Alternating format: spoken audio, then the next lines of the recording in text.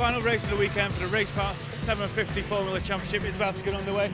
The assembly area is filling up, but the man on pole didn't actually finish the first race. He was on pole for the first race as well. Ed Pither, fantastic pace in the first race, but unfortunately you had fuel problems, put you out, so you go for the win here? Hopefully we'll try and do the same as we did in the first race, and touch wood we can go the extra 4 or 5 laps. And it's a fantastic circuit this, it's short, twisted. Does it suit the car down to the ground? It's not the best car for it, it's probably one of our weaker circuits actually on the calendar, but touch wood, we'll keep our fingers crossed. Good luck. Thank you. So with that, for the final time of the day, I'll hand you up to Andy McEwen.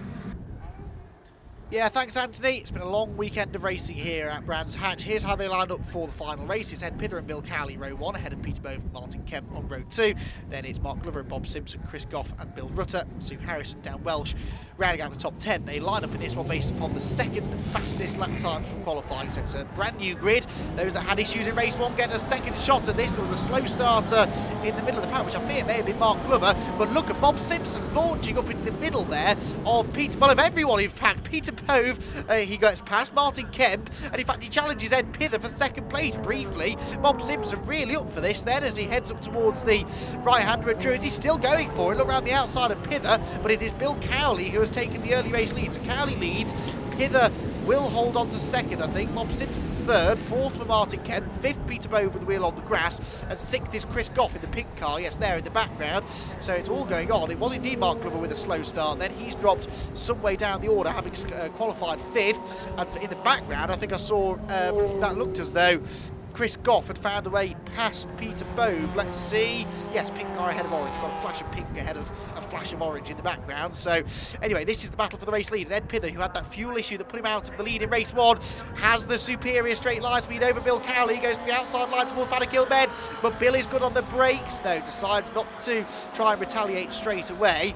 So Pither takes over the race lead. Cowley though, sparks flying as he hits the bottom of the Paddock Hill Bend dip, goes to the inside, to the outside. That little Cowley Mark IV is so good on the brakes, and as he turns through Druids, he's really tried to take advantage of the lightweight, nimble size of that car, and he gets to the inside into Greyville Bend and does retake the lead. Brilliant stuff that from Bill, and he's back out in front. Now, of course, though, we've got Pither waiting till we get back onto the pit straight, and he will try to use that superior straight line speed again. So it's going to be a game of cat and mouse, this, I think, all race long. But Cowley does have the lead for now. Pither second, Bob Simpson still doing a really good job in third. He would love to get a podium finish to kick-start his 50th year of racing. As the leaders come across the start-finish line, here we go again. Pither to the outside. He's not fully ahead this time though into the braking zone, but Cowley I think has to settle for second best there. But then again carries more speed out of the corner. Sparks fly from both cars. We've seen this before, haven't we? Goes to the inside, goes to the outside, down through Druids, tries to put Pither on the defensive, and then he'll try to get the better run out of the corner and attack down towards Graham Hill Bend. Can he do it again? We'll wait and see, because at the moment we focus on Bob Simpson, who's busy defending his third place from Martin Kemp. And yes, here we go again. Look, Cowley up the inside down the Cooper straight. Pither's going to try and use that horsepower around the outside, but Cowley on the inside will compact through. You could completely predict that coming, couldn't you? We'd seen exactly the same thing happen the lap before, and Bill Cowley repeats the manoeuvre again. So now we're onto the straight. Can Pither do the same thing again and drive around the outside? You would imagine he probably can. He's in the slipstream, he pulls out. You can see the size difference. It's almost twice as wide, isn't it? The PRS of Ed Pither, and he gets himself ahead. Does he? No! This time, Cowley holds the inside ground, and this could be crucial, because if Cowley could get a full lap ahead of Ed Pither without having to defend or without having to overtake, he might just be able to pull a bit of a gap over him, but Pither's not going to let him do that. He's going to try and hang tough around the outside at Druids. I don't think he was able to do that though. I think Cowley held on to the race lead. Bob Simpson there in third. Yes, it is still Cowley in the lead.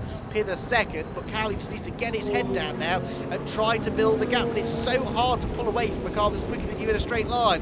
On board with Simpson. Looking back, I think we've had some changes there. Yes, because we're on board with Peter Bove. In front of him now in fourth place is a recovering Mark Glover. So Glover fourth, Bove fifth, and Martin Kemp slips down to sixth position, unfortunately, after a promising start. In fact, I think Kemp may be slowing there. No, he's still there, but he's dropped some way back on this lap, as if maybe that is the beginning of some sort of a mechanical issue. Peter Bove now on the brakes, trying to find a way past Mark Glover. That's an audacious manoeuvre, and indeed Peter backed out of it, ran a bit deep on the brakes into Paddock Hill Bend there, and has to now regain composure and regain lost time to try and close back in on Mark in front of him.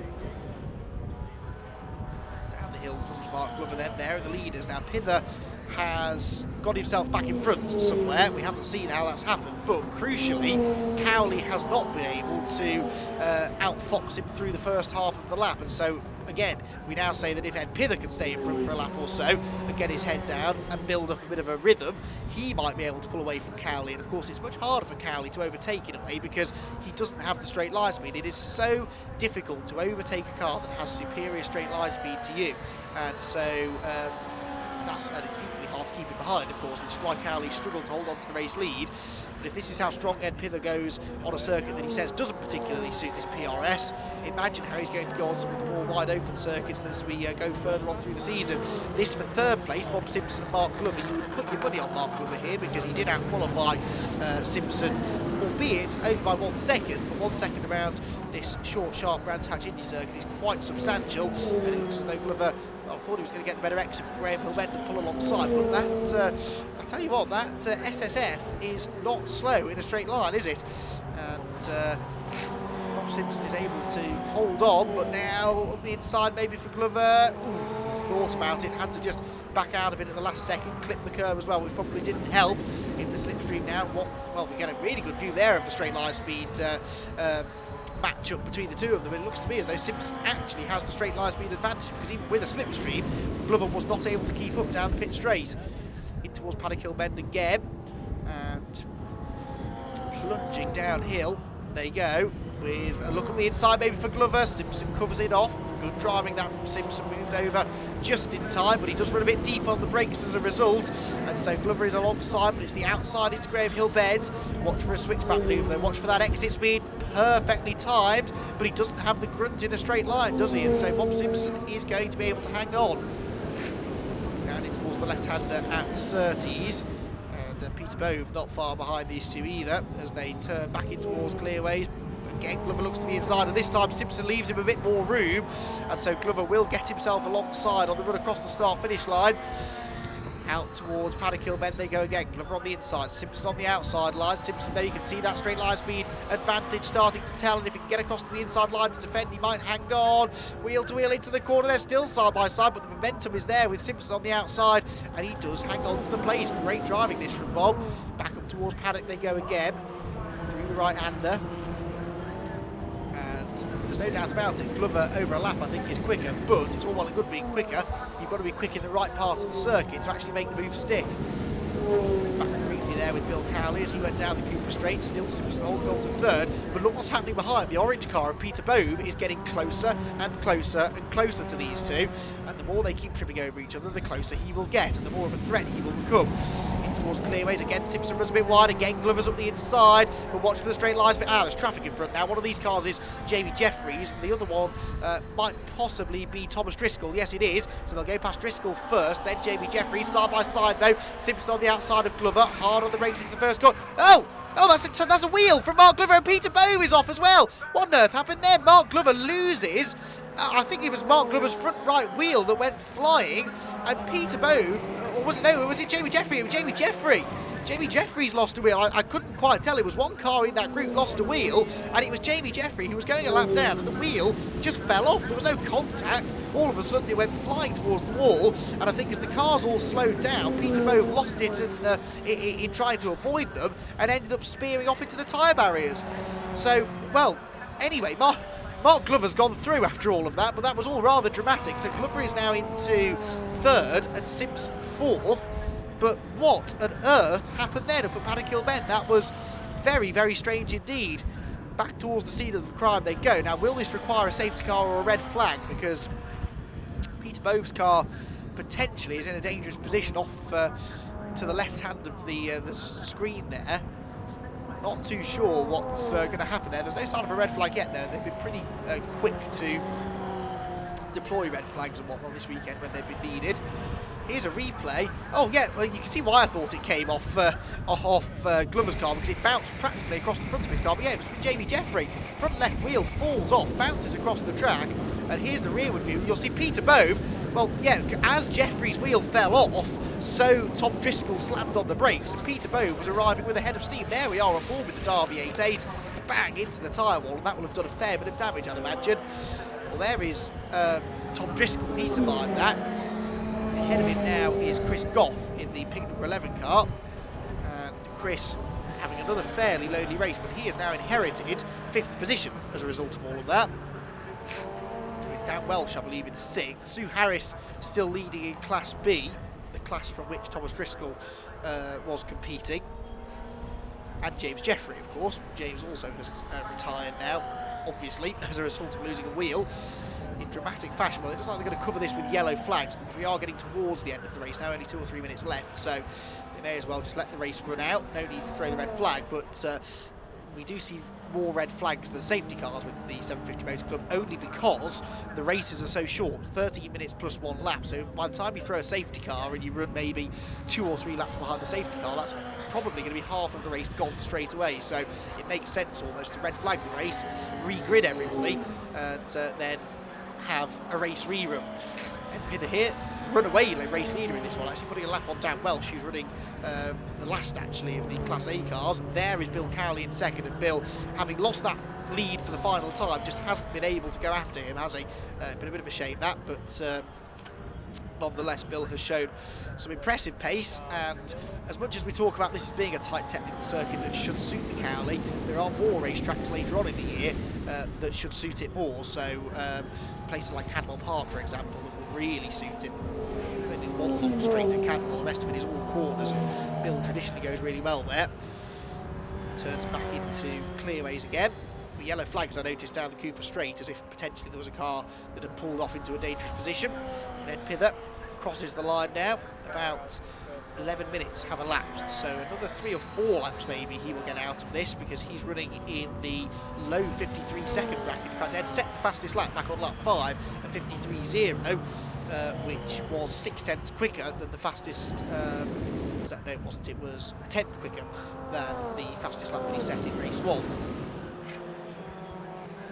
More there with Bob Simpson, who is keeping Mark Glover fairly honest actually. 3rd and 4th, those two. Pither makes his way back up towards turn 1. You can see just this is one of the longest nosed cars on the grid. You can really see how far back he sits in the car. He puts another lap there on Tom Driscoll in the Derby Mark 5. This is the PRS 1B that leads the way here at Brands Hatch, and Ed will feel that he was robbed really of race victory in the first race, and this is now his chance to make up for that. Of course, with Peter Bove out of the race, that's not going to help his early championship cause. Bill Cowley with a win in 2nd though is going to be the championship leader if things finish as they are now, because Pither, yes, he's going to win this race, but he didn't finish race 1, so Bill Cowley will definitely have picked up more points, and that is another thing that Bill and the team have really prioritised over recent years, is not just making the car quick on the track, but making sure it's reliable, because quite often you see a bit of a high attrition rate, and maybe a few of the other lead contenders fall out of the races due to mechanicals or whatnot, and if Bill just keeps finishing races, doesn't need to have the fastest car to win the championship, just needs to drive with a level head and make sure the car reaches the end of all the races.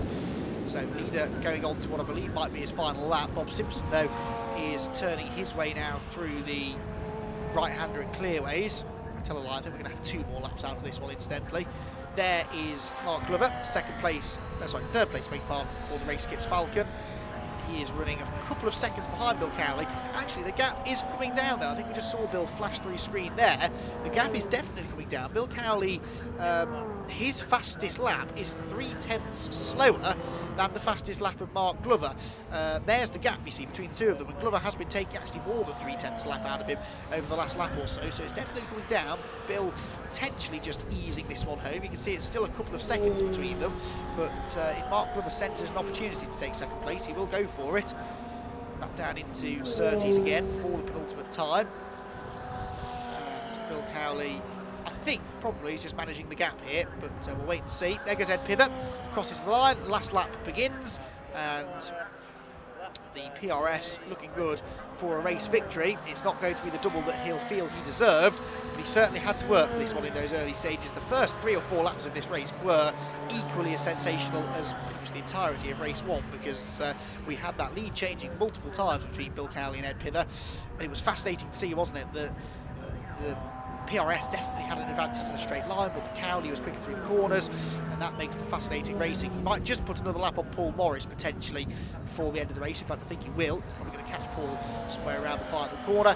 That will just be the last little hurdle for him to jump, and it's not a particularly high one because Paul Morris stays well out of the way, and that allows Ed Pither to continue serenely on his way to win number 1 of 2018. It is going to be victory in round number 2 of the Raceparts 750 Formula Championship for Ed Pither. Ed Pither sees the checkered flag and takes the victory by, in the end, 7.7 seconds over Bill Cowley. Second, Mark River third, then Bob Simpson, Chris Goff, Dan Welsh, Sue Harris, Paul Morris and Tom Driscoll, the last finisher. We lost Peter Bove, of course, in spectacular fashion at turn 1, along with James Jeffrey, Martin Kemp, Conway Dorr, Bill Rutter. Tonin Mattia didn't start, and nor did Tony Brazier, whilst Ed Pither, as I mentioned, set the fastest lap. Well, Ed, you ran away with it in the end, but Bill kept you honest for a few laps. Yeah, absolutely. I mean, it's great. That's what we come racing for, really, to have little dogfights like that. So it was good fun. Yeah, and to make up for the first race, that was just a fantastic way to end the weekend. It is, yeah. We worked really hard on the car over the winter, so the first race was disappointing for that to happen for the whole team, so hopefully that makes up for it. Bill, on the podium again, second time this weekend, you've got to be happy with that. I have. Just disappointed with the start. I didn't have it in gear properly, and I just stood there while everybody else went past. So it made it quite an exciting first lap, and then also had an exciting time at the end of the straight when a wheel came off one of the cars and hit me. So it was a bit eventful. Well, what a fantastic weekend's racing it's been here at Brands Hatch Indy Circuit. And thank you to the 750 Motor Club for putting on such a fantastic show. If you want to see more action like this, please tune in next time.